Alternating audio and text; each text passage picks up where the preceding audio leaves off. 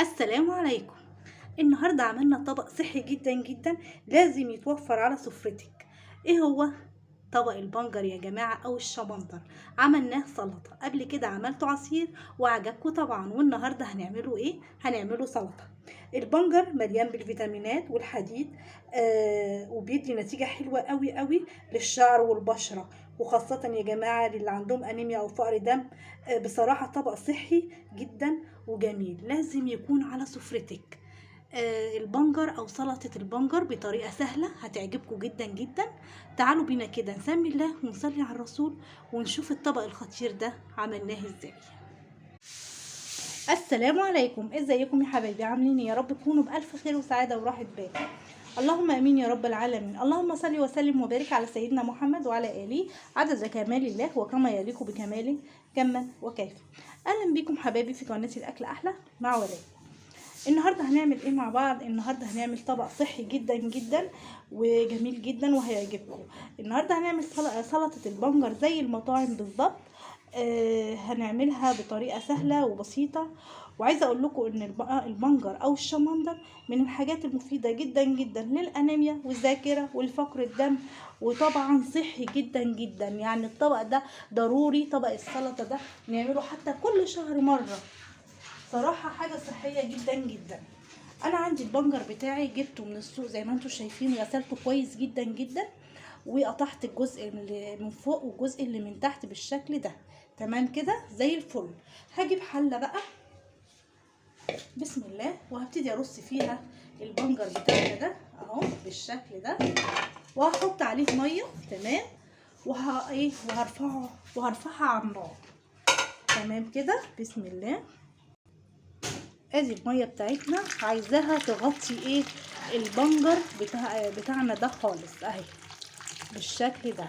غطت خلاص كويس جدا. هرفعها على النار بقى يستوي.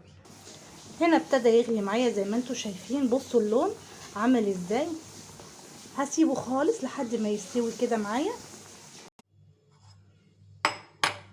تعالوا نعمل بقى الحاجه اللي هنحطها على الشمندر على ما هو ما يستوي معانا. اول حاجه ايه؟ معايا راس توم كده حلوه. تمام، يعني ايه وسط كده، لا كبيرة ولا صغيرة اهي. تمام كده. التوم ده بينكهه جدا وبيدي طعم بصراحة للشمندر جميل جدا. معايا عصير ليمون، عصير ليمونة كبيرة كده. معايا ايه كمان؟ معايا معلقة سكر، معايا معلقة ملح صغيرة، معايا معلقة خل كده كفاية، ومعايا زيت زيتون.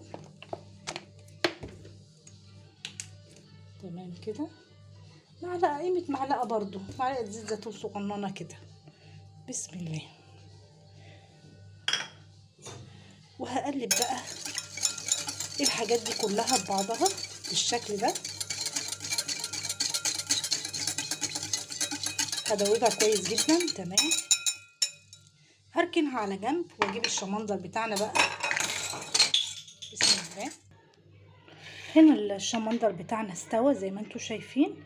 وقطعته بالشكل ده اهو مكعبات صغيره كده، وسايبه ايه واحدتين اعملهم معاكم. بصوا هنا بيتقشر بكل بساطه. بتعملي القشره كده اهو، بيروح القشره متشال على طول. بصوا بكل سهوله، سهل جدا اهو بالشكل ده اهو.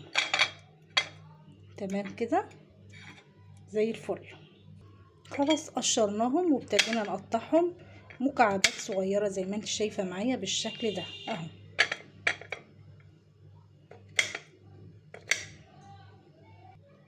عايزه تكبري عن كده ماشي، عايزه تصغري ماشي، دي حاجه ايه ترجع لك اهي بالشكل ده كده. خلاص اهو قطعته الباقي بالشكل ده زي الفل. عندي بقى الميه بتاعته، جبت حبه كده من الميه بتاعت السليق. الميه دي كلها يا جماعه فايده، وكلها يعني مش عايزه اقول لكم. بصوا حطيت بقى حبه ميه على الحاجات اللي احنا عاملينها دي كلها، وابتديت ان انا اقلبها. شايفين الميه عامله ازاي؟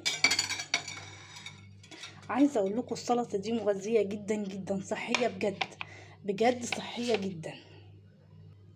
وابتديت ان انا انزل بقى بالبنجر بتاعنا او الشمندر بالشكل ده.